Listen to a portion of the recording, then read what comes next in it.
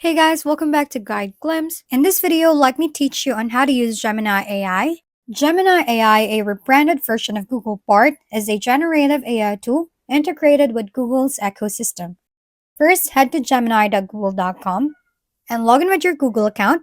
Don't have one? You'll need to sign up to use Gemini. Ask Gemini anything, whether it's summarizing news, drafting an email, or brainstorming ideas, just type your prompt. Be specific for better results. For example, instead of write a story, try write a story about Space Explorer in the style of Jules Verne. Gemini can also create images. Use words like generate or create in your prompts to get original artwork.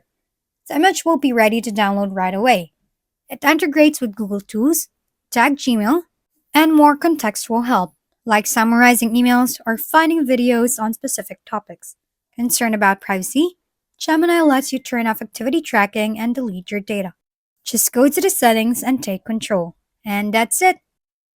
Once again, thank you for watching. This has been Guide Glimpse. Don't forget to like, share, and subscribe for more how-to videos.